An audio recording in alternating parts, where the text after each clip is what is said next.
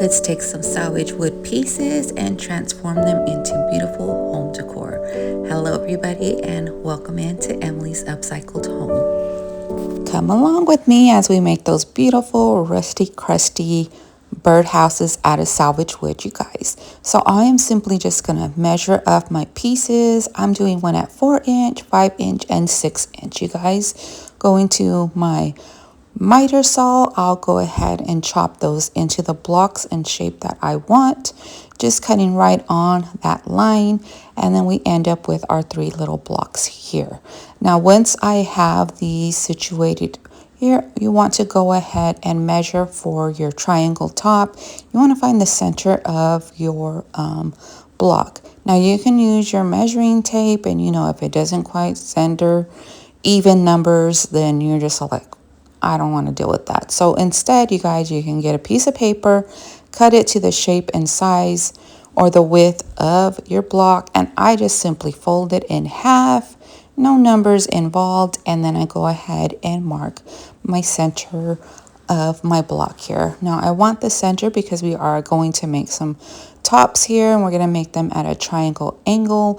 So I want to cut these both sides at 45 degrees. So when I go over to my miter saw, I will just move my blade over to 45, put my blade to where the mark is, and then saw that one.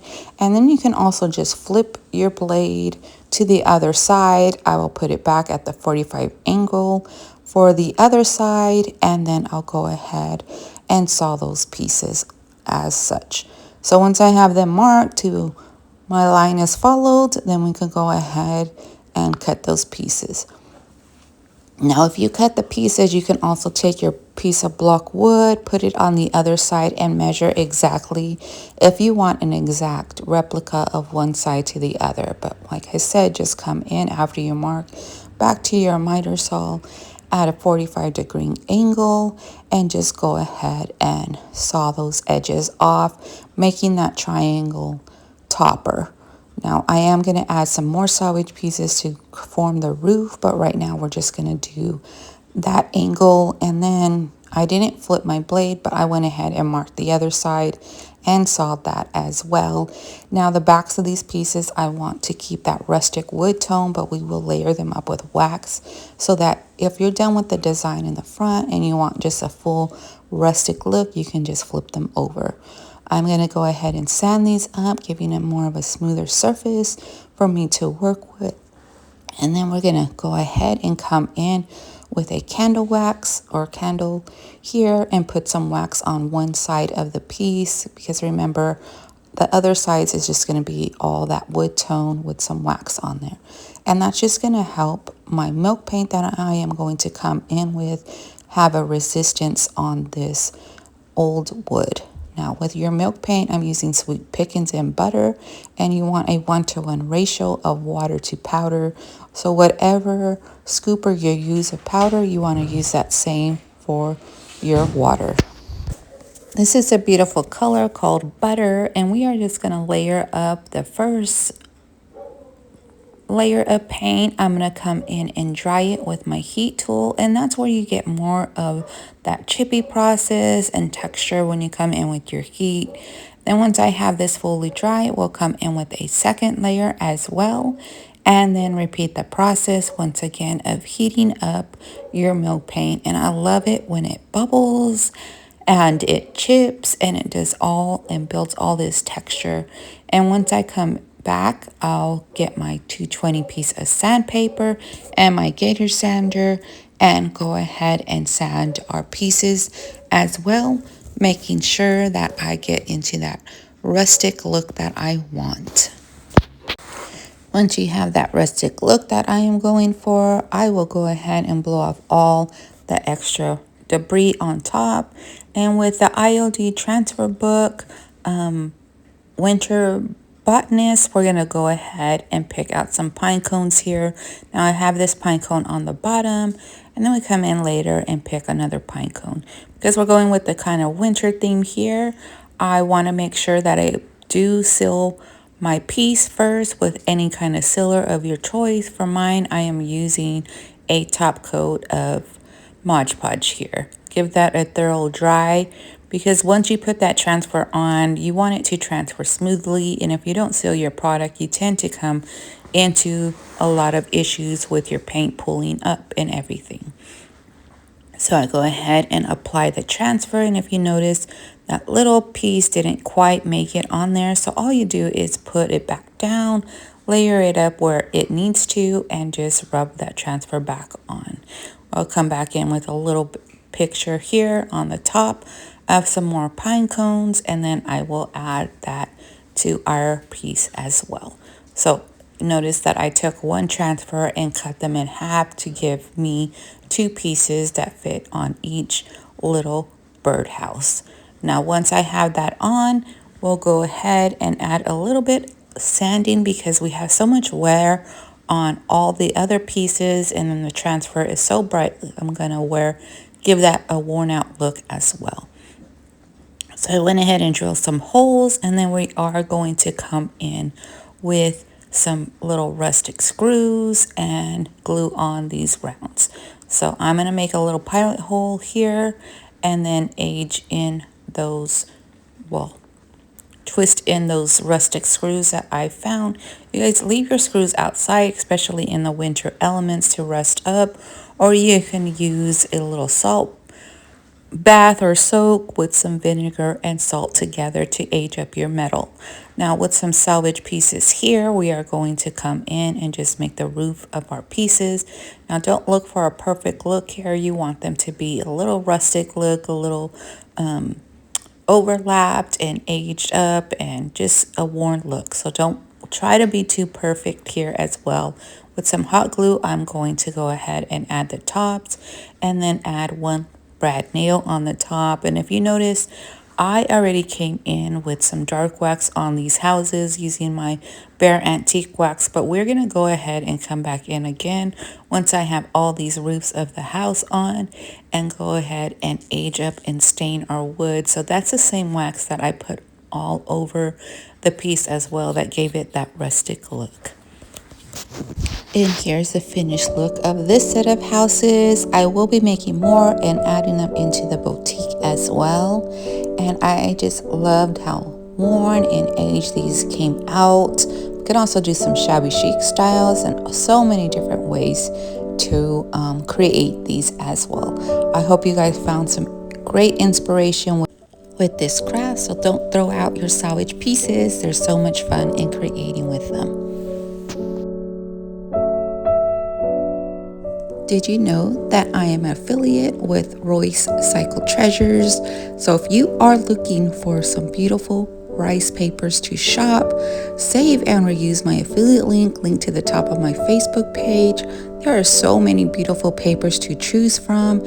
She also has a few stencils to choose from, so head on over to Recycled Treasures and click on that affiliate link to the top of my page.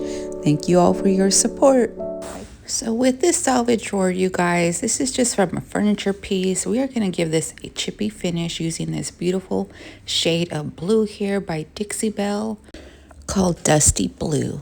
Now I just want to add some touches of this blue, because as we come in and use our milk paint and give this a chippy effect, I want that blue undertone to come in also.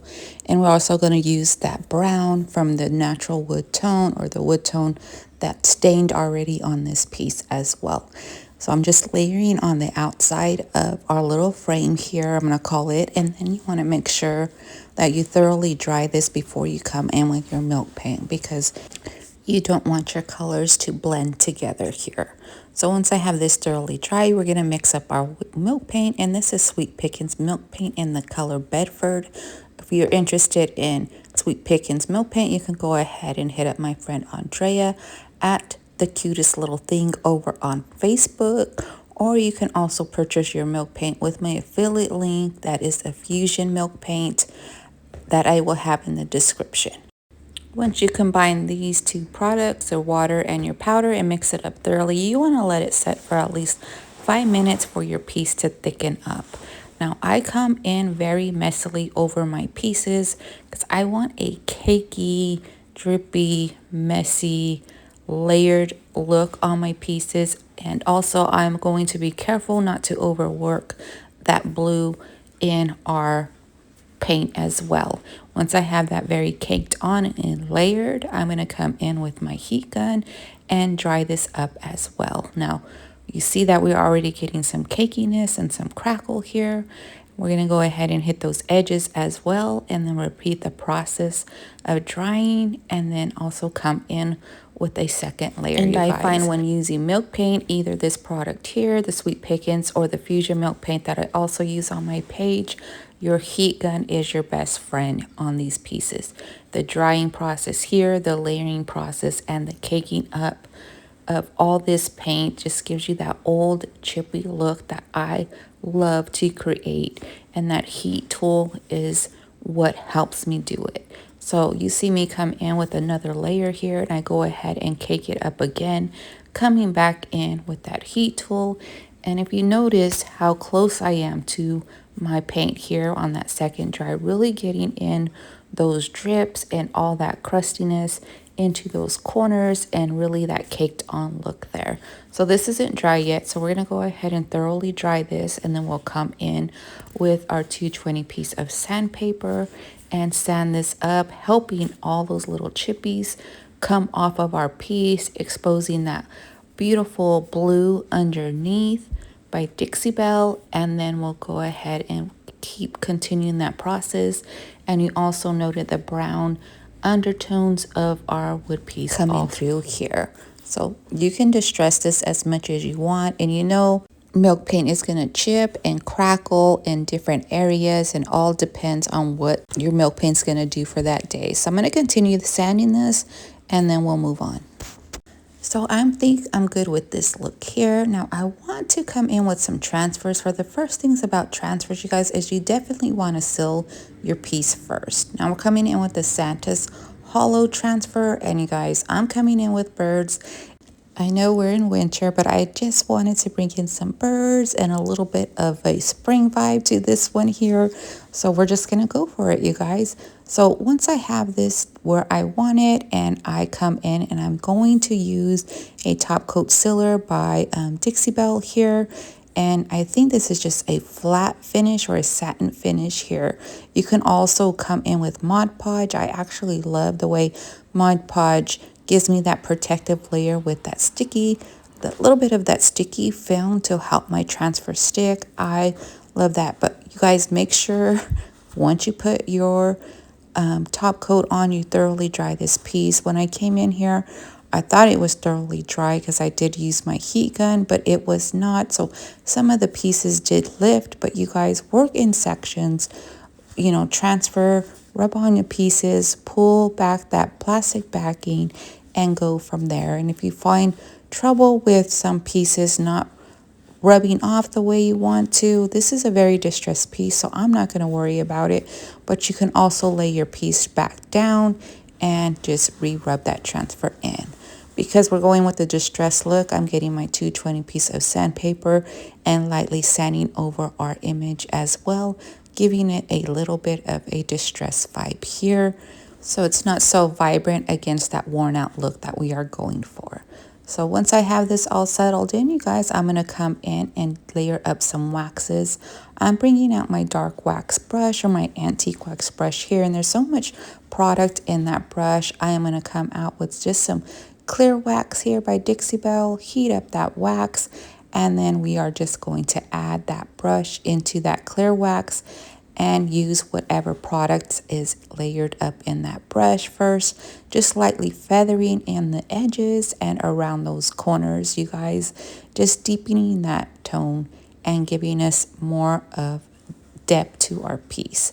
Now, you guys, this product will also get stuck into all those little chippies and all those little crackle areas, and it just builds a lot of layered look. So this is the wax I'm using. You can also come in with the Dixie Belle black wax that you can purchase with my affiliate link. And lastly, we're going to come in and add some distress oxide ink, deepening those edges as well and giving it more of a shape and pronouncing that out here. I don't know if you guys notice how the dark wax just gives you that added shape and pronounces how our piece a little bit more. And then once I got that all layered in, we'll come in with a smaller brush and some more Home Depot antique wax or bear wax and come in very heavily in those edges and in those corners. Then you want to make sure you blend that in as well, coming back in with that brush with our little bit of that clear wax and blend everything up. I was going to come in and add some metal pieces, but I think simplicity on this piece really works. Just letting that chippy effect of all that layering goodness come out on this piece. You guys, let me know what you guys think of this project, and do you guys love to work with milk paint, or has this video encouraged you to give it a try?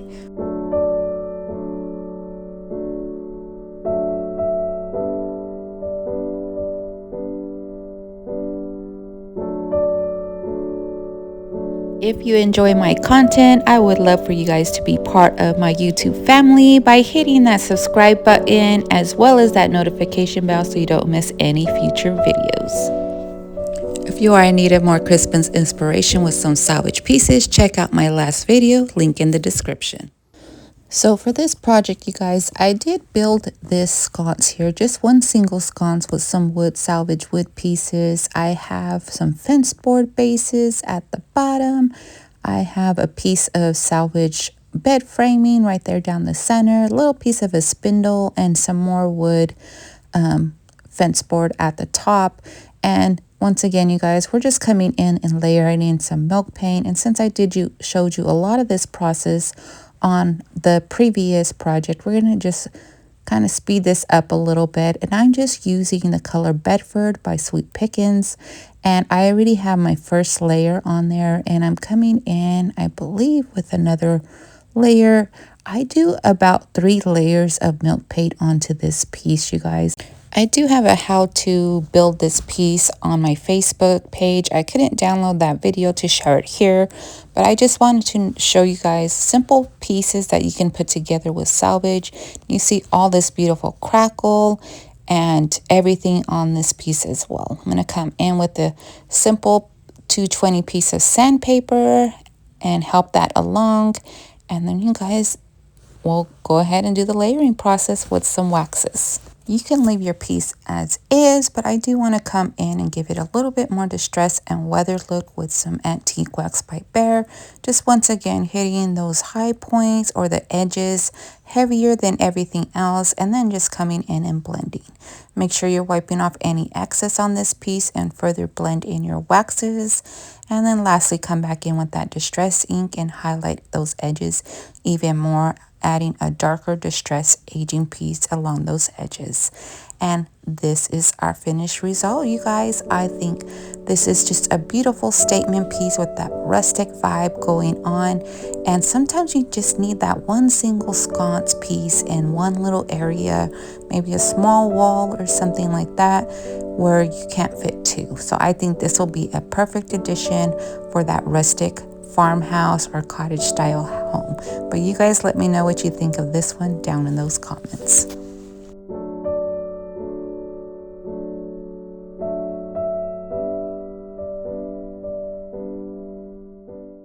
So for our last project, I am taking these little salvage wood squares or blocks, you call it, and we're going to go ahead and make some little pockets, little self-sitters.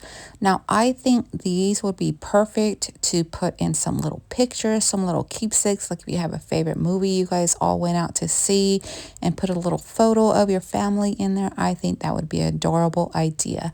So I am coming in with the color Burlap by Dixie Belle, and we are not going to worry about a full coverage coat here.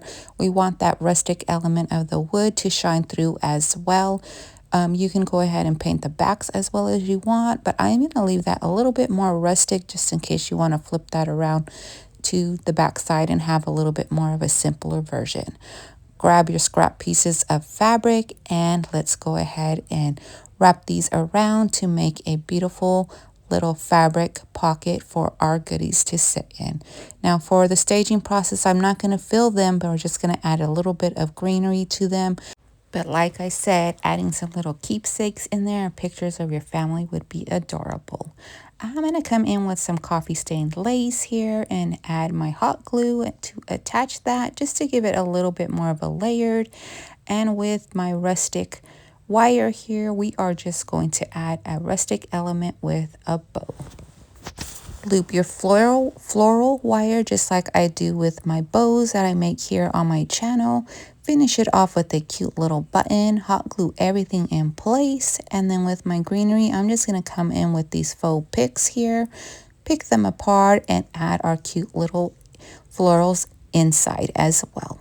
Finish off the pocket by sealing up the bases, and then look how cute these little shelf sitters are. That's a tongue twister, but you can just decorate your home with that cute little embellishment. What did you guys think of this project? Let me know down in those comments. Well, friends, we have reached the end of our video. I thank you guys all for watching. I hope you hit that subscribe button on your way out, as well as that notification bell.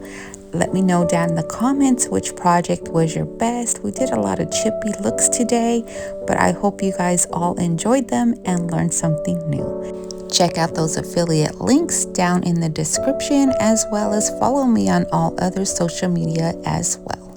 I appreciate you guys all for watching once again, and I'll see you on the next one. Bye, friends.